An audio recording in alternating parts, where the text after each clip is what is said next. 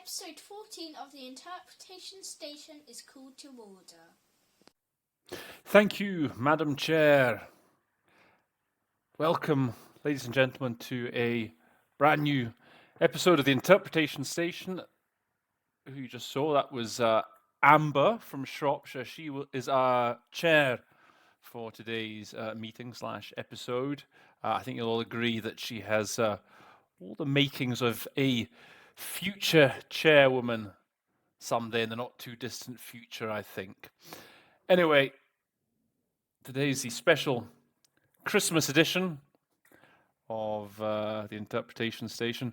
However, you'll be pleased to know that this probably this is Christmas Eve here at the moment as I film, but I think I'm going to spare you this episode until next weekend. I think you've probably got better things to do over the course of this weekend.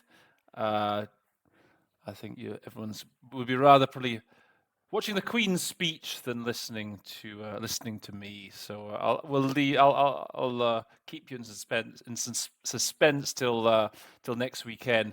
Also, so we've got a very interesting episode today. It's all about Syria. It's all on the Syrian crisis. It's not really very Christmassy subject matter, but it's a very important subject. And in today's show, we're going to be learning a lot of interesting things, including, this is to really attract your attention, we're going to be finding out about basically the Autonomous Republic of Rojava. What is that and where is that? Also, we're going to be finding out what two entities that are called the large body and the small body, why are they so important to Syria's future? And thirdly, we're going to be learning when do you use the name the Golan Heights and when do you use the Syrian Golan? And it's a big deal, by the way. It's a big deal. Okay, so as I say, today's episode, it's the statement is by the Russian ambassador to the United Nations headquarters. It's in him speaking in the Security Council. I think it's from November. It's pretty recent. It's Vladimir Niebienzy. He's the ambassador there. And the meeting is on the political and humanitarian situation in Syria. And I'm going to tell you straight off, it's tough, okay? Now, I used to work in New York, but I left in 2017, so just before he assumed his position. And he's, even at the best of times, in the chamber, with perfect sound, he's tough to do, because he throws in a lot of sort of colloquial expressions, and he likes to speak off the cuff. But you'll find you've got added hindrances in this statement today. We're actually going to be splitting it up. It's going to be a two-parter. But yeah, it's all done via remote, via the platforms, and the platform's breaking up, and he's annoyed. There's lots of little things that all add up to making this a really tough statement to do. Now, before we go into the statement, which, by the way, is provided to us by Lida, thank you, Lida, we're going to have a look at take a slight digression, look at a bit of the background to the Syrian conflict. Not all the Syrian conflict. I mean, that would take too long. I mean, I could devote a whole episode to that by itself. So what I'm going to do is take the main bits, the main events that are referred to in this statement by Niebienzy, and sort of give you a bit of context on those events and those processes that he mentions. Now, with a subject like this, Syria, any of these subjects that are to do with conflicts around the world, one of the most important things to know before you start is what is the situation on the ground in these places?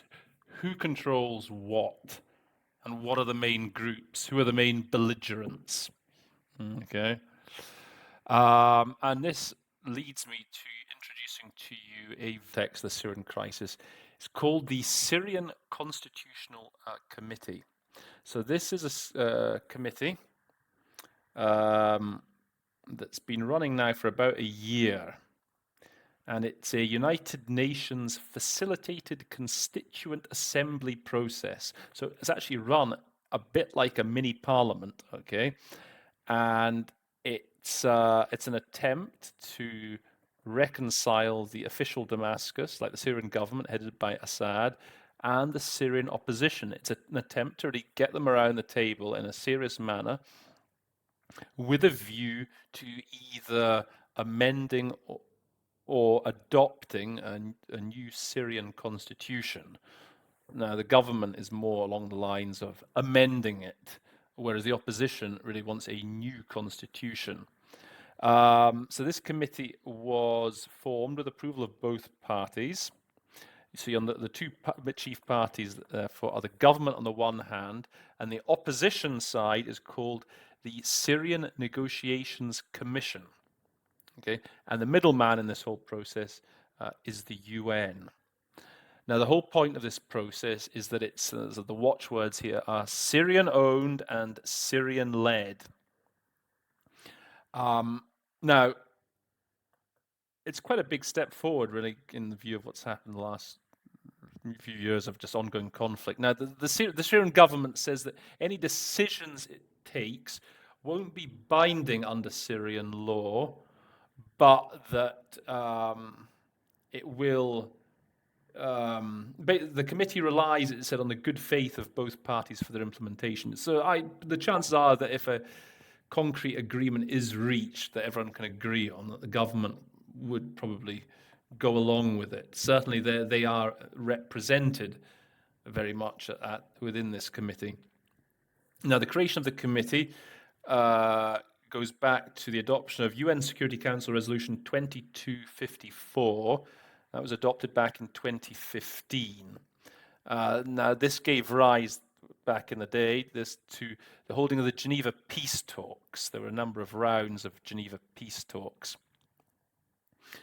And then the committee, the actual constitutional committee, it was finalized eventually on the 23rd of September 2019. Now, be aware, I mean, since actually that resolution was adopted and September 2019, a lot has changed on the ground. I mean, the Syrian government has taken back a lot of territory in that period of time. So that committee includes terms of reference, rules of procedure,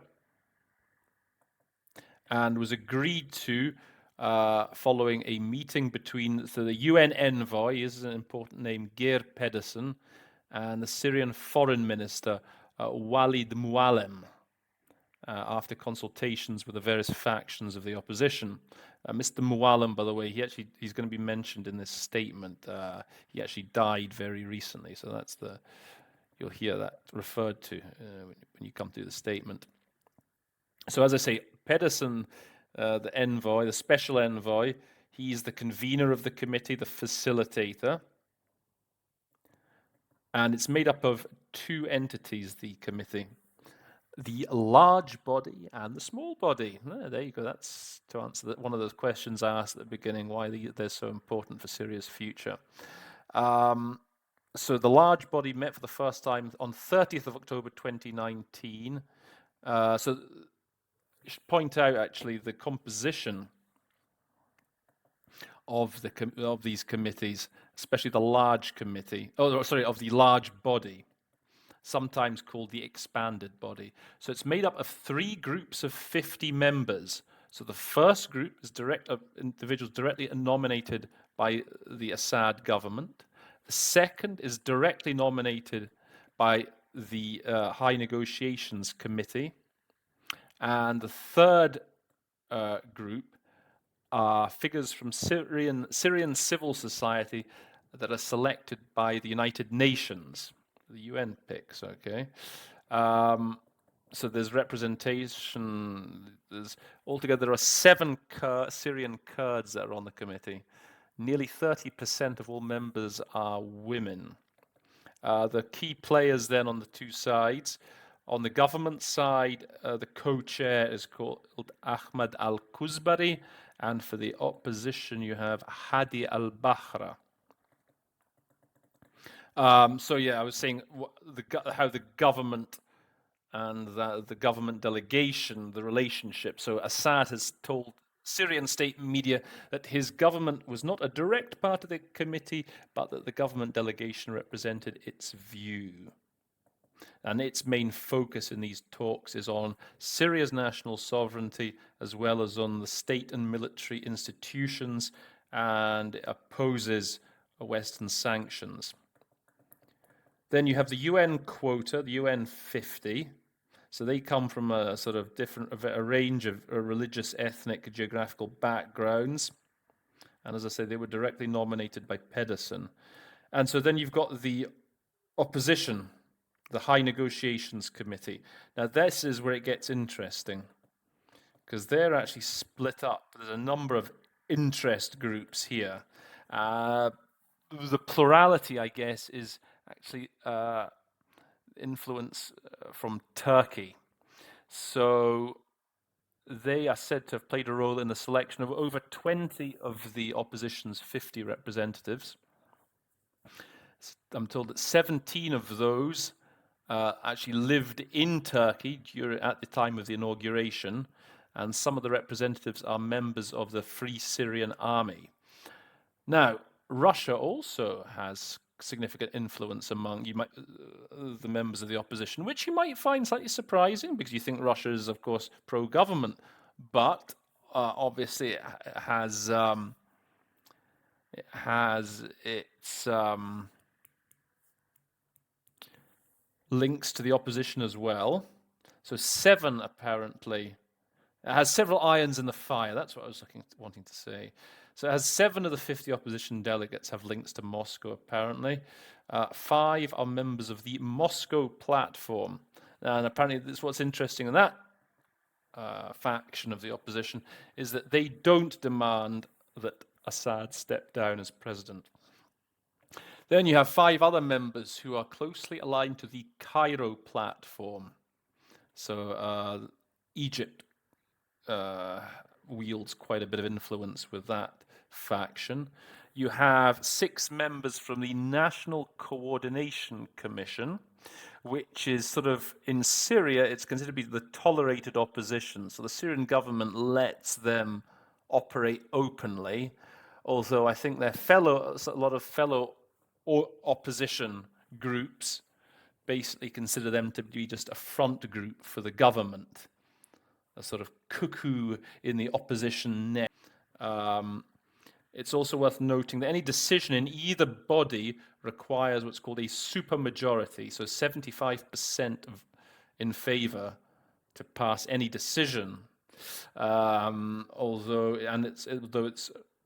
the committee is instructed to try and reach decisions by consensus wherever possible.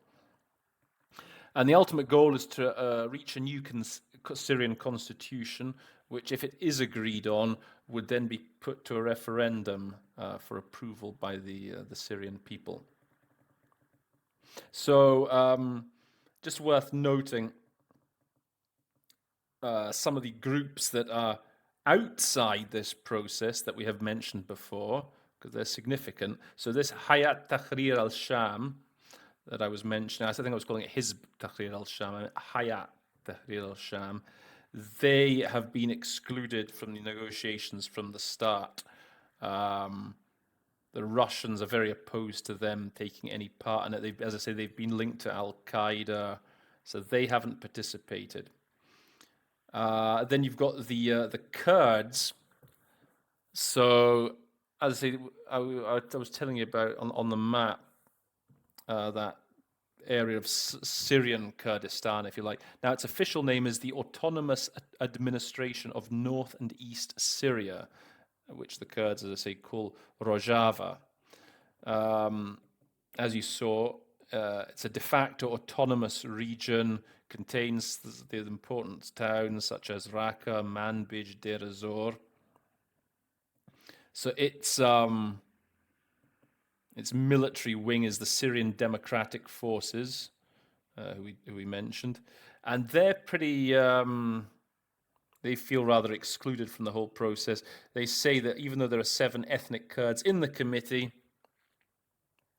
they say that that region, the Rojava, is left completely unrepresentative. So they haven't. They're not too happy. What we're also finding, as I say, I think that the Turks have, as I said, sought to minimize their influence in the committee.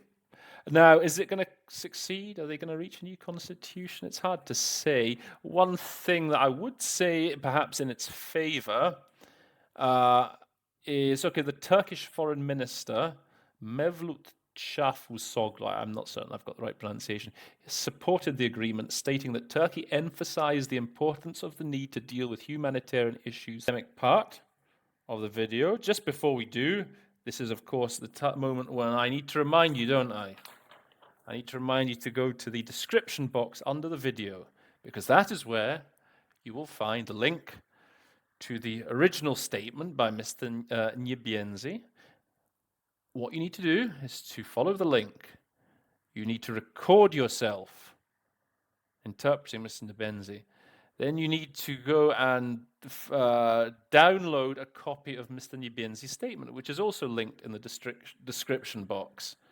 And the fourth and final part is once you've done that, once you've printed that off, you watch the show and you take notes. You see what you did right, you see what you did wrong, you see if there's anything I can help you with, new solutions that I can offer. That's the 4-part plan, okay? You follow the link, you do the recording, you print off the statement, you watch the show. The 4-point plan: follow F, R, P for print, watch. FRPW really just trots off the tongue, doesn't it? The FRPW plan, yeah, that's gonna really stick, isn't it? So okay, you go and do that, and then we're gonna head and see what Leader did for us. Okay. Okay, so before we start doing this text, I'm going to give you a little pep talk, because believe me, you're going to need one before you do this text. This is going to be really tough, okay? And Mr. Nyebienzi, as I say, he's not the easiest of speaker at the best of times, even when the conditions are just right. And you're going to face a lot of hindrances in this text, every possible one you can imagine. As I say, he's going to be throwing in idioms there that are tough to catch. He's speaking via the remote platforms, so the sound quality is not perfect by any means. There's interruptions, there's on-air interference. So every possible hindrance, you can really imagine. And what you're going to have to do to get through this statement is, you're really going to be having to rely on your stock go-to words 99% of the time. There's going to be very little opportunity here for showboating, okay? You're going to have to be dropping adjectives, dropping adverbs. You're going to have no choice, just with the speed and with the density of information, you're going to have to. Then you're going to be basically stripping this text to the bare bones. You're going to be dropping. You need to drop whenever he says "Mr. President." Drop that. Just use that as a moment. Take a breath and then start again. You have to remember, you are generally going to get this. There's going to be 3 scenarios in which you might get a text like this. So if you're actually doing the meeting in person, the best case scenario is you actually get a copy of the text before you have to do it. Now here, what's good is the Russians are pretty reliable when it comes to supplying their texts ahead of time. So be grateful for small mercies, but not always. Sometimes it comes in late, and then you have to do a statement like this with no text, and you have to pretty much wing it. So that is really the second scenario, having to do it without a text, and that as I say, you just have to just get the bare minimum, as it were, across. Now the third scenario is you might have to get a text like this in an exam. and you're definitely not going to get a text. Hopefully you'll have done your homework. Hopefully you'll have watched the first part of this episode, so you'll know a bit of the background to the Syrian conflict.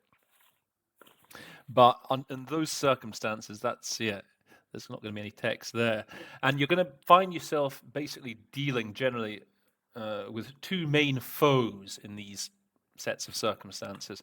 Now, if you're in a meeting of this, just at work doing a meeting like this, your main foe is going to be the ambassador's minion, because he's going to be your own frustration and disappointment, believe me. Because as you're doing it, you know you're going to be dropping words, you're going to maybe even sentences, and you're going to be thinking, oh, I should have had that, I should have had that, I didn't get that. And here, the one thing you have to remember is you have to keep going. You just got to keep on going, because guess what? All the other people doing that exam are going to be in exactly the same boat. They too are going to be dropping sentences, adjectives, left, right, and center.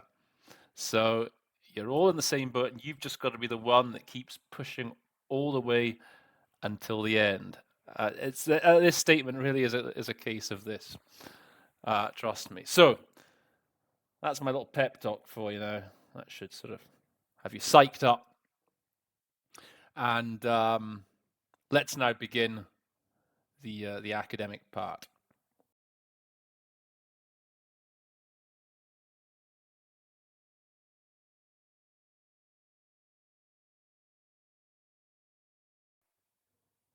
Okay, so let's get started then with Leader's recording a version of this statement by Niebiesny.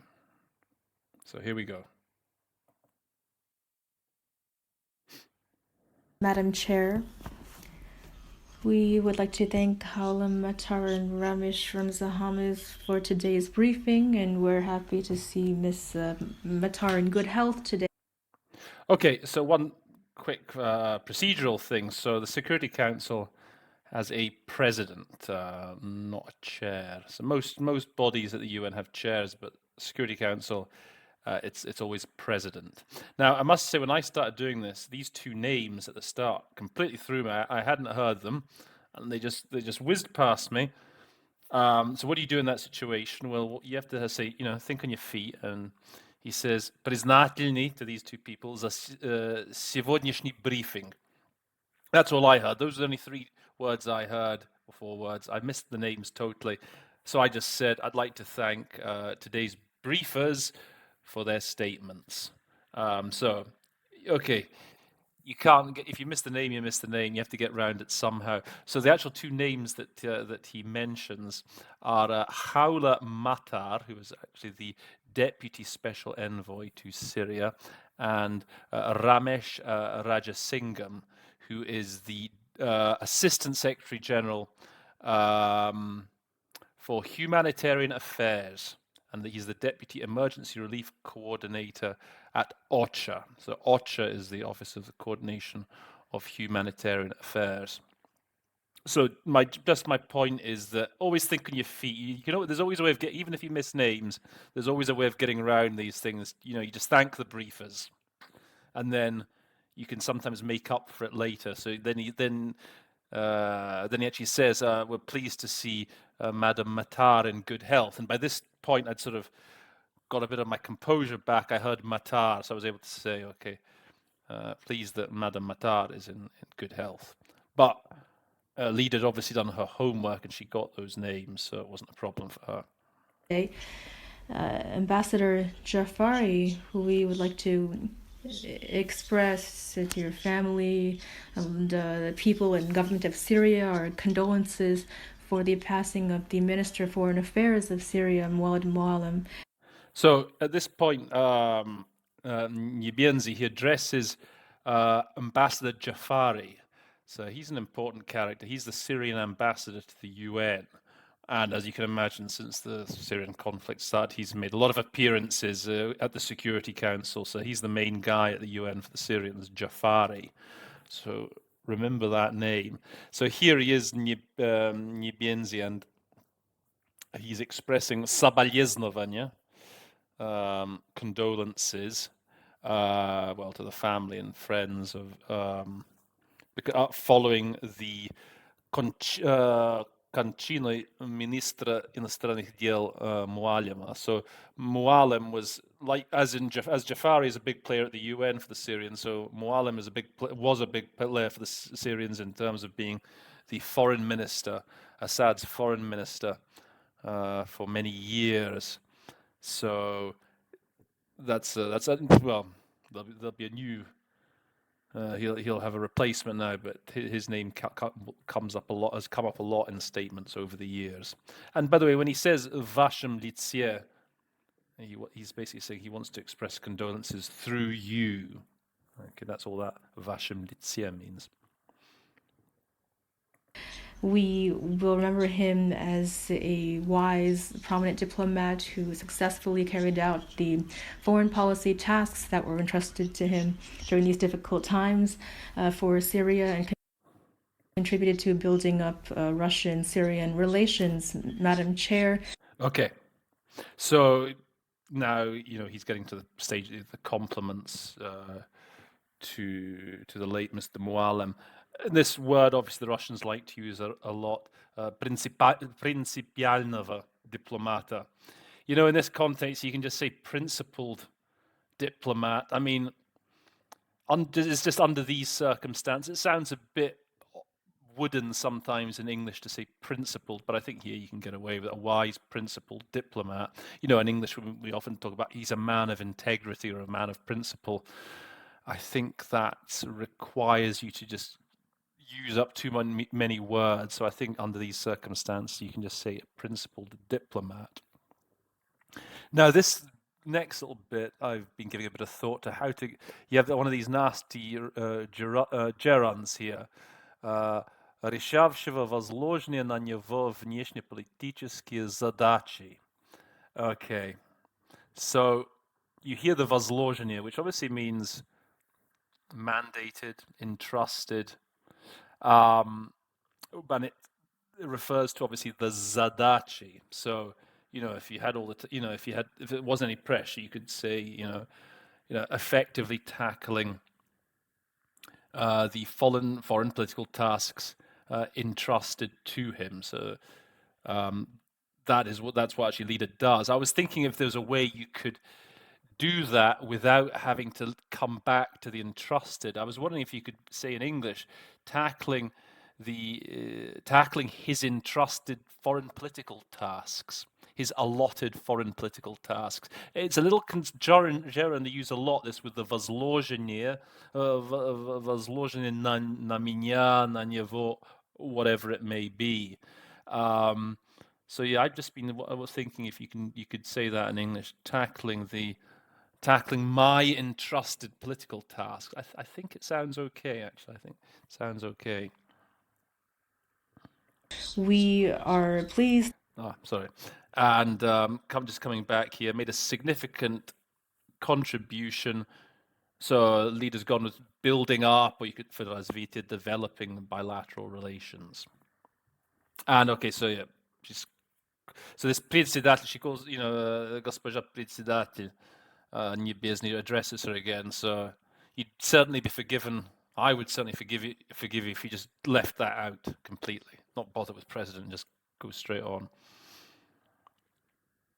That the Syrian delegations of the Constitutional Committee have agreed on an agenda and timeline for that body, and we hope that it will continue. Okay. Приветствуем. So she's gone with, we're pleased that. I would probably tend to lean to we welcome. So we welcome I would probably have said something like we welcome the agreement by the Syrian delegations. So she's gone with we're pleased that the Syrian delegations have agreed so they're agreeing to the повестка дня, the agenda. So you can go about it either way. Again, in a text like this, when it's going so fast, I tend to want to just get words out the way. I tend not to want to leave them till later. that's why I would probably have gone for we welcome the agreement between the Syrian delegations. And then at the end of that sentence, nie będzie redazione комиссии этого органа, which is a drafting committee. Okay, redakционная комиссия is a drafting committee. That's the drafting committee within the constitutional committee. To work steadily throughout this year and next year. Okay, рассчитываем, so she's going, we hope it'll work successfully. I often go with рассчитывать, we trust that it'll work successfully. You can go with either trust or hope.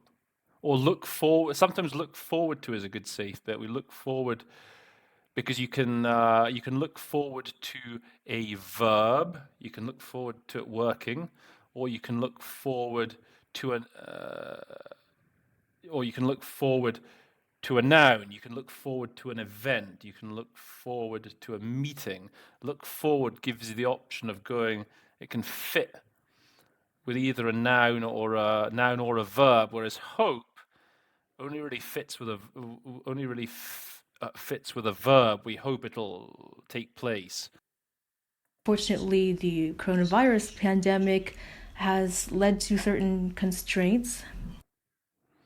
Okay, к сожалению, so yeah, she's gone with unfortunately. I often tend to go with sadly, just simply because sadly 2 syllables to unfortunately 5 syllables can just save you a little bit of time.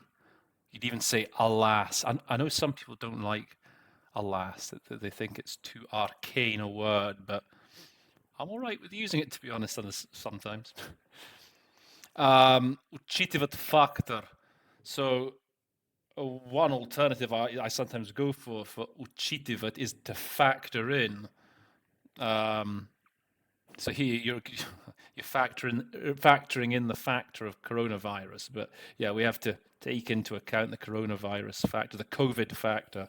That's another shortcut, obviously. Just saying COVID instead of coronavirus. This is raised here, by the way,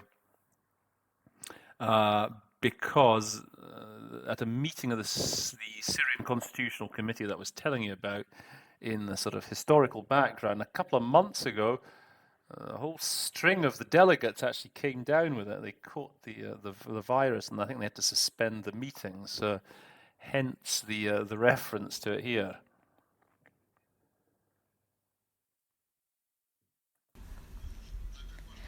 As it is very important to protect the health and safety of all the Syrian delegates, Mr. Peterson's team and the host party, we hope the pandemic... Okay, so the host party, I'm not certain, maybe she missed the Швейцарской стороны, so it's because it's being hosted in Switzerland, so the Swiss hosts, you would say. It will not interfere with Syrian plans and will continue... Okay, so this is a nice alternative for не помешает планам, not interfere with plans. That's very good. Won't, I've got 3 stock go-to words here myself. Hinder, hamper, and impede, which are fairly interchangeable. So those are the 3 sort of words I like to. And this, interfere with plans is very good though. To support the mediation efforts of the special envoy. His negotiations in Moscow in November were very positive. Okay, so будем и далее поддерживать, so we will continue so to support the mediating efforts of the Spitspпосланника, the special envoy. Another issue is that we must not allow foreign interference in this Syrian-led process. Okay, so leader here has gone for недопущение, said we mustn't let. My stock go-to solution for недопущение is prevention, preventing foreign interference. And again, this is with reference to what I mentioned in the when giving you the background at the start. Ведомі самими сирійцями процess. So in the Syrian-led process, Syrian-owned, Syrian-led. I mean, if you can get both Syrian-owned and Syrian-led, more power to you. But I think you would be just forgiven for saying in this Syrian-led process. Work of the Constitutional Committee does not have any time constraints. We believe the Okay, so this word here, навязанных, which basically means imposed on it. So she's just left out. So I mean, Leader's doing just great here. She's leaving out what doesn't, everything that's sort of redundant. I mean, I initially did think, it didn't quite sound like the imposed time restrictions. I guess the most natural thing in English to say would be the artificial time limits. That's what Nyebinzi is really trying to say. But again, this is one of those words, navyaznik, in this context, which can just be dropped in view of the speed. The task of the international community is to create a constructive atmosphere for the Constitutional Committee. Situation in government-controlled areas in Syria is calm. Now, this is very good. This is a very succinct solution here. Government-controlled areas. На подконтрольных правительству Сирии территориях. That's great. In government-controlled areas. And then the opposite, then the government-controlled areas, then what you'll find is those areas that aren't under government control, your sort of stock go-to is going to be in areas outside government control.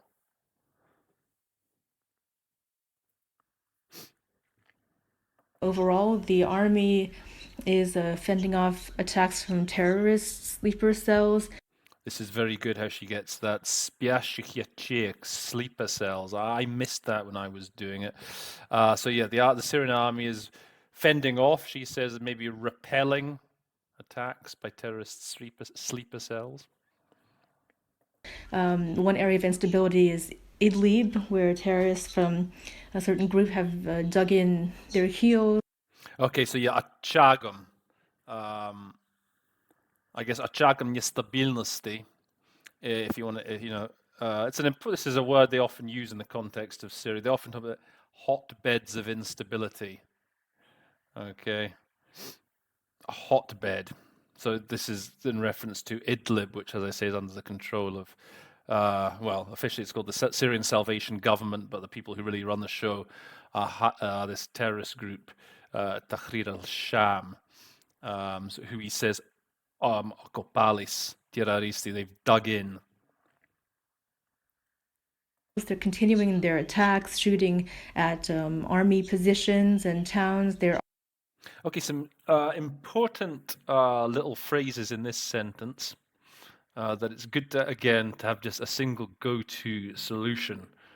It'll save you a lot of grief. So боевые действия, I always say hostilities. Okay, always say hostilities. Обстреливают. Обстрел, I always say shell, to shell army positions. That comes up again a lot. And obviously this населенные пункты, you can say towns, villages, there's a few urban centers is another alternative that I've used. Yeah, that's what it tends to generally be. You find an alternative that you're comfortable with. Are continued skirmishes between different groups. So for stolkновение, that's a very good, very high register word. Skirmishes, I think when I did it, I just said clashes. That tends to be what I say for stolkновение, clashes between armed groups. In Idlib itself, oppression of the civilians continues, as well as executions, attacks on humanitarian workers. This verb, сохраняется. So this word always triggers in me the word, the equivalent, still. Whenever I hear that in Russian, I just say still. I mean, Leader's gone with continues, which is quite right. I mean, so if seeing this now, I think I said something along the lines of, in Idlib itself, there's still the practice of притеснение мирных граждан. So притеснение is, as Leader said, oppression, can talk about them, marginalizing, sidelining civilians. I think oppression is probably the best alternative. Kazn is executions. That's again an important word to know. Counterterrorism efforts will continue despite the attempts of Western governments to protect fighters by calling for a ceasefire with them. Okay. She's gone представители западных, несмотря на попытки западных представителей. So you said Western governments. It's possibly better just to stick with the representatives. So maybe you get representatives, Western representatives, who aren't necessarily governments. So there's maybe a bit of a nuance. Bayeviki, that's another important word in these sort of statements. And I tend to go for militants. I think I may have mentioned this in a previous episode. Bayeviki, when they refer to Bayeviki, it always tends to be the bad guys. It's like militants, insurgents is another alternative, and again, and sort of the opposite of the Bayeviki are opolchensi.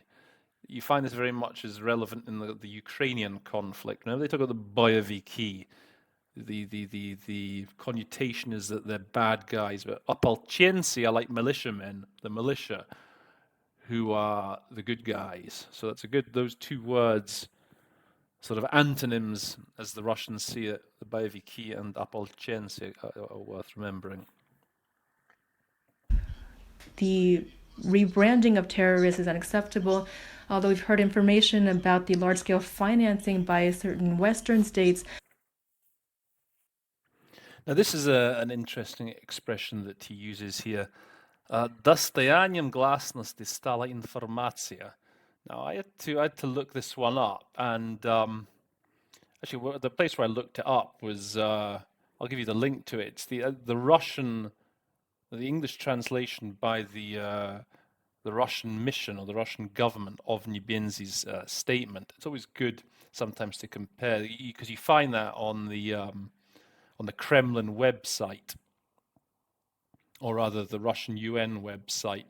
They'll give you both the script of the original and their English translation, which tends to be pretty good. So all this means достоянием гласности стала. It just means it became public. So information there was public. You could maybe say there was publication of information if you wanted to,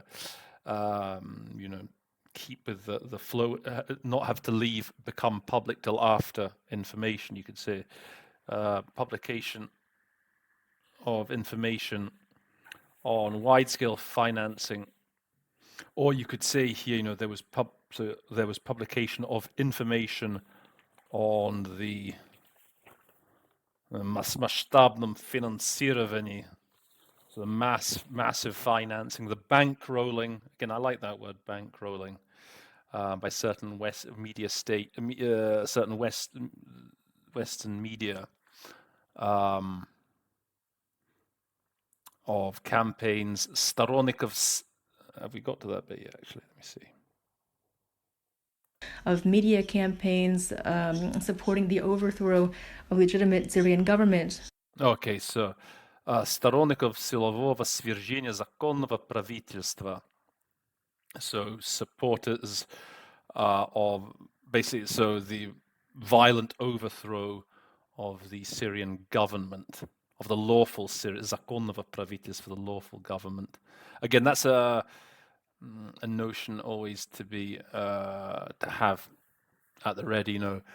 Violent regime change, regime overthrow. Those are concepts that get raised a lot. We have all seen these frightening, barbaric video clips which clearly had foreign sponsors. We are... Okay, страшные, бесчеловечные ролики. So she used a couple of good adjectives there. frightening and barbaric. I think you could be forgiven for dropping one of those under the circumstances. Often a word I like to use is appalling. I think that's a very versatile word, which I think I went for here. Aroliki is referring, to footage, videos that were filmed with the money of foreign sponsors.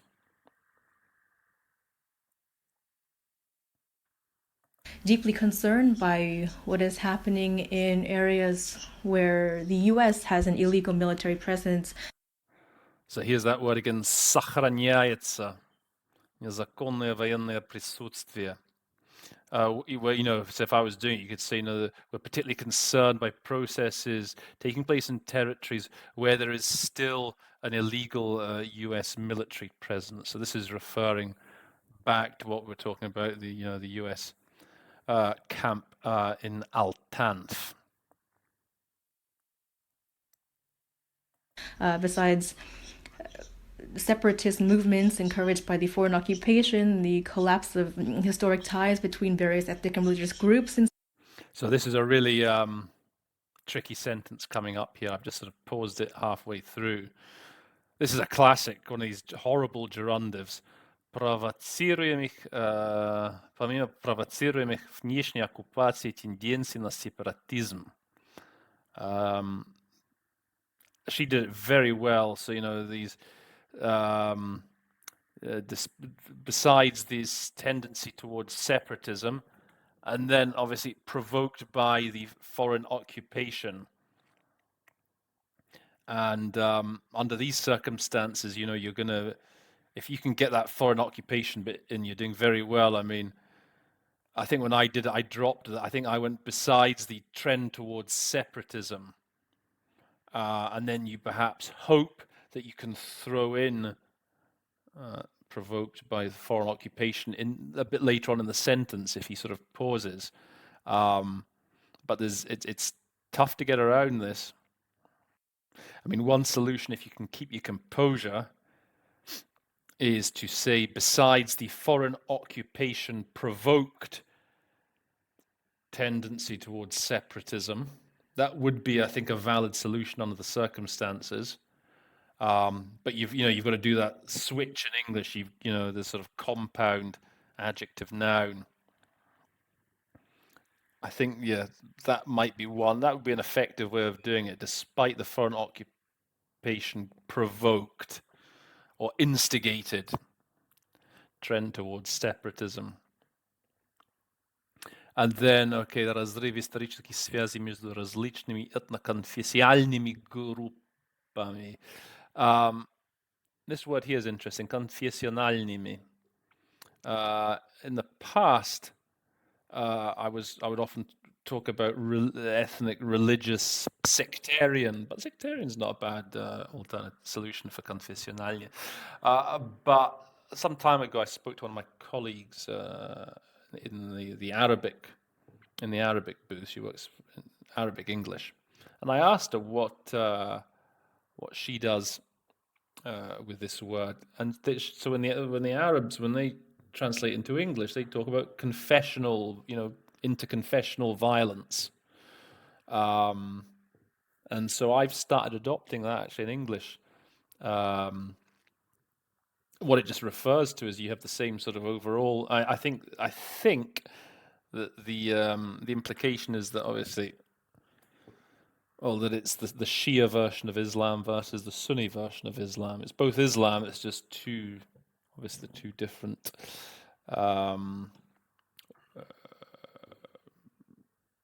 main wings of Islam, if you like. So that you can call it interconfessional violence.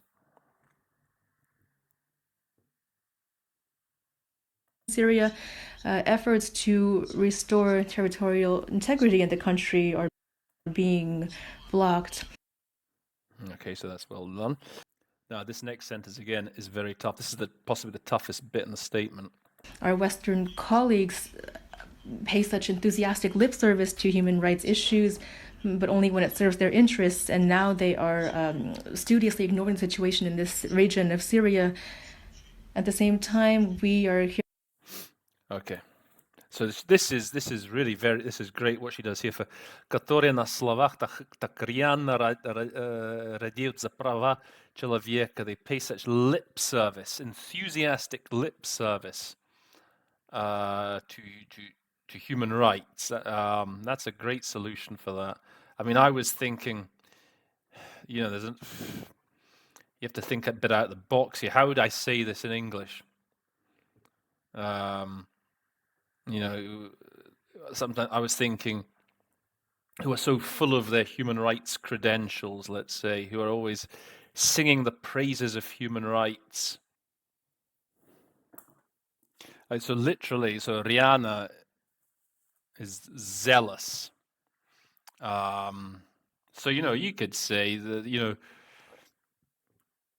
who talk so zealously of human rights is perhaps a simple way of doing it. But yeah, try and get some of these ideas into your head again. Maybe you can't use them initially. You know, this idea, you know, this is great. You know, paying lip service. You know, Lida, she's a great interpreter. So she's able to, you know, pull these things out of the hat.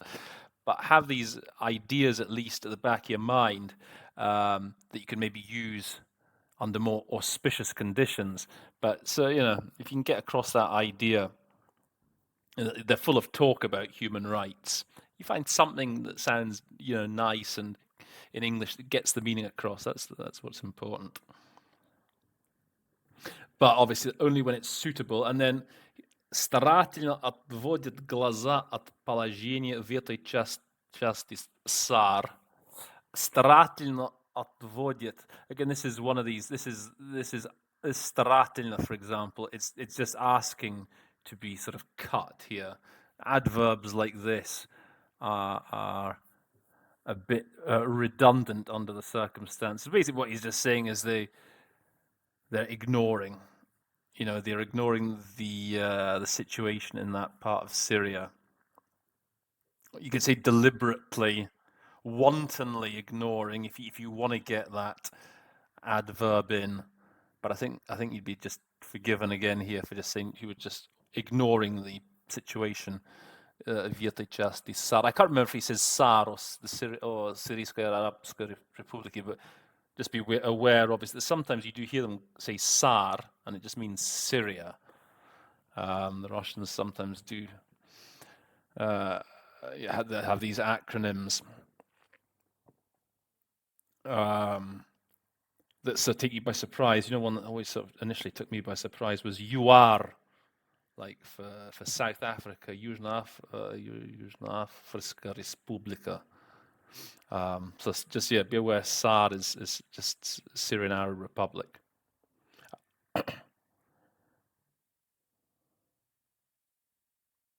Hearing reports about the release from prison of combatants who are now traveling to government-controlled regions. Okay, yeah, this might seem obvious on the face of it, but сообщения, say reports. Don't mess about with сообщения. Just it's the best word to go for, reports. And so yes, the release from prisons of these boyovиков. So she's here talking combatants, which is okay, which is fine. But I think, yeah, for boyovики, I tend to say militants. It, as I say, carries that connotation of bad guy. And this is a bit confusing for подконтрольные Damascus районы. I think when I did it, I sort of understood it, because this Damascus is thrown in here. You think they're actually going to somewhere around about Damascus, but here, obviously, the reference to Damascus is to the Syrian government. So they are heading to these government-controlled regions. Would be the best way of the best solution to that. We're hearing about planned trials, including of foreign nationals. We don't know. Okay, судебных процессах, that's very nice. Then trials. Legal proceedings, if you wanted to really give the the like-for-like translation, but trials is a very good shortcut there. Of which countries oppression of the Arab population is being hushed up. Oil. So again, this is nice. Priteснение, again, this is the second time he's used this word here. Oppression of the Arab population. Замалчивается случай. So yeah, that's what she says. The hush. I mean, if I was to hear this, I'd probably say, you hear this reflexive at the start, замалчивается. So they're hushing up cases of oppression of the Arab population. I guess, in the Queen's English, if they were to say this, it would probably be basically cases of oppression of the Arab population are being swept under the carpet. A British diplomat might say, but hush up is a perfectly good solution for замалчивается. Fields are being pillaged, the environment polluted, while the UN is remaining silent. So that's a nice alternative she gives for разграбление, pillaged. I think I said plundered, pillaged or plundered. Remember them as a package, maybe both starting with P's. So what's being plundered? The нефтеносных месторождений. So these are oil fields. Remember that as a sort of collocation. Oil fields. Talks about then pollution of the environment. So I guess this reference to the plundering of the oil fields, I guess it's a reference to those some of those oil fields that we saw, if you recall, from the map on South Front, as I described earlier. For our part, we continue to support Syrian unity, the respect for its sovereignty, and territorial integrity. Yeah, so she says, for последовательно выступаем за. This is a classic Russian expression, isn't it? We continue to support. I think whenever I hear последовательно, I always seem to say consistently. And I'm pretty sure I did under these circumstances. We've got no time to really think of anything fancier. Steadfastly, consistently is the word that would spring most readily to mind for me. I think I probably told you. When I hear постоянно выступаем за, it's like steadfastly. If I hear последовательно, consistently. So you've got to develop yourselves that kind of reaction with these sort of words to help get you through it. Call for the rejection of any plans to divide the country and to instigate conflict within it. Okay, отказаться. This is a classic Russian expression again. Призываем отказаться от. So, they're calling on whoever it may be. So she's said to reject plans. I think the best English sounding with plans, at any rate, to abandon plans. But for some reason, that word never, for me at least, never seems to come to me in the nick of time. And I always find myself either rejecting or refraining from plans. So this is a classic. Just you need to just have an immediate go-to alternative for призываем отказаться. You're usually you can say urge. We urge you to reject. We urge you to abandon. Have something again that just comes out straight away. You shouldn't lose any second of thought. Any second thinking that through too much.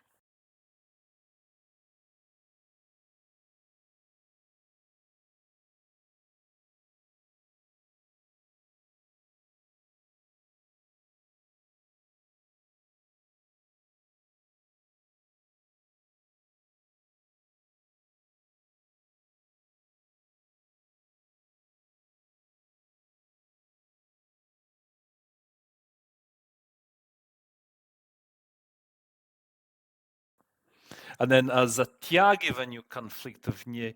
So she said instigate. This is more, I think I said protracting the conflict. prolonging the conflict is another alternative. This concerns the eastern and western regions of Syria, including the occupied Golan Heights, and the visit to the Golan Heights by the U.S. is something we see as a provocation. Okay, so here's this reference to the okupiranych syryjskich Golan. Now, I think I asked at the beginning what the difference is between the Golan Heights and the occupied Syrian Golan. So this is the Russian speaking. So the Russians are pro-Syria on this issue very much. And as far as they're concerned, the Russians won't recognize the Golan as being under Israeli sovereignty, for example. So it's the Israelis, you remember, it's the Israelis that call them the Golan Heights. The Syrians, as far as the Syrians are concerned, and those who support the Syrian side of the argument, they're just the Syrian Golan. So you need to call it the occupied Syrian Golan. And then he makes this reference to this visit by высокопоставленных чиновников США, senior US officials. So this is actually a reference to a visit made in November by the US Secretary of State Mike Pompeo. So he visited the Golan. Let's just call it the Golan for the sake of neutrality here.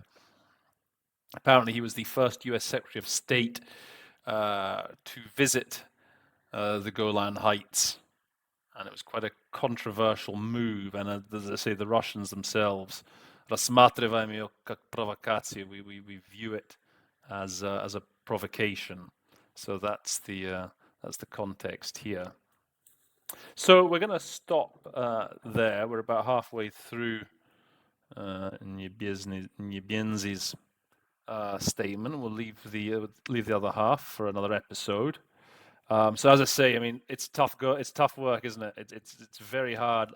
A lot though of useful vocabulary comes up. Some classic Russian positions on various issues that you need to know, because if you know them, it will make your work. It'll make your life so much easier when trying to basically interpret a statement like this. So so we'll come back to it next week or in a couple of weeks' time. And with that, we'll now move to everybody's favorite part of the show, just Roland's magic moment.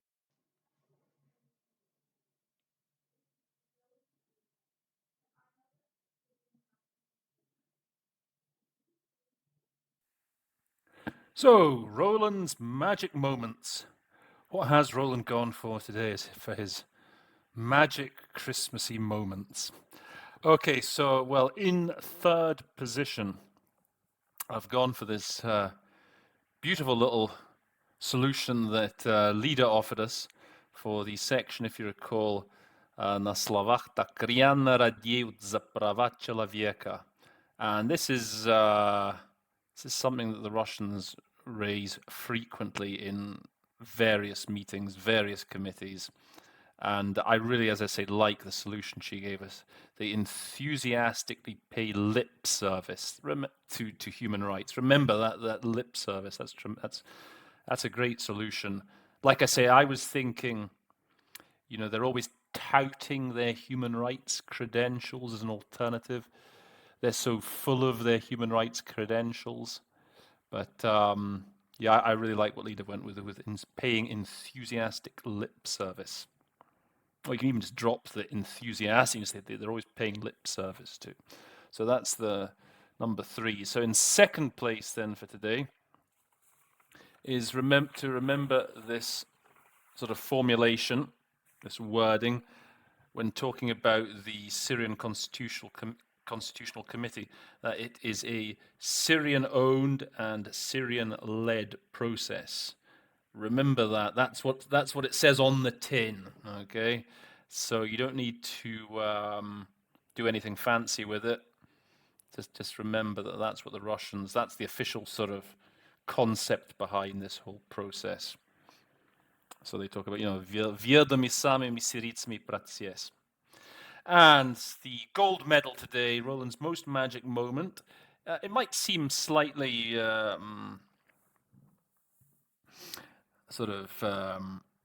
unglamorous couple of words that I'm going for, but I think they're really crucial words. I think I mentioned it before when I was doing it. They came up in the same sentence. So, боевые действия and обстреливает, or обстрели, whatever. So, боевые действия, hostilities. Just you don't need to go into like military action or military activities, just say hostilities. And same with обстрелами. The idea is the image you should be having is basically artillery being lobbed against the other side, so which we obviously call shelling. So that is going to be Roland's magic moment this Christmas. So, almost at the end of the show now. This is the time in the show where I remind you that if you've enjoyed this show, please do smash the thumbs up button. If you haven't subscribed, please do subscribe. Please do. That's the only price I ask for performing this service, is that if you are watching the show and you're getting some benefit or enjoying it, please do press the subscribe button. It'll make me feel a lot better. That's the best Christmas present you could give me.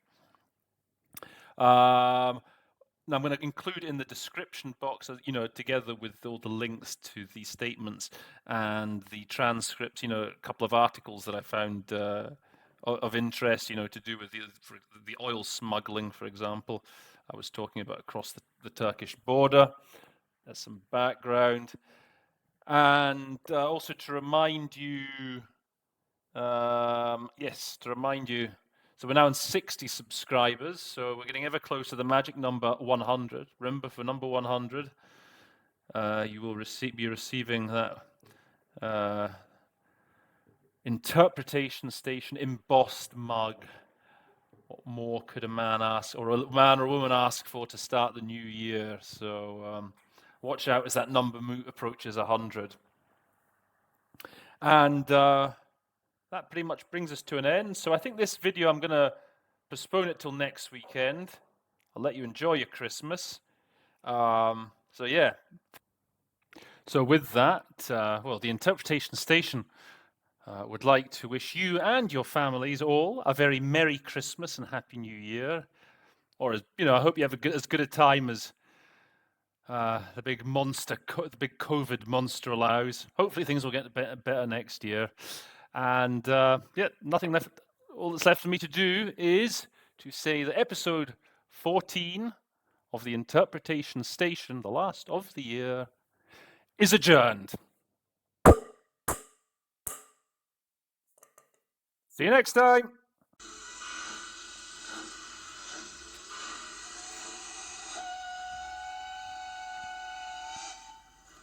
The train is now leaving the Interpretation Station. We hope you enjoyed your visit. Until next time, folks.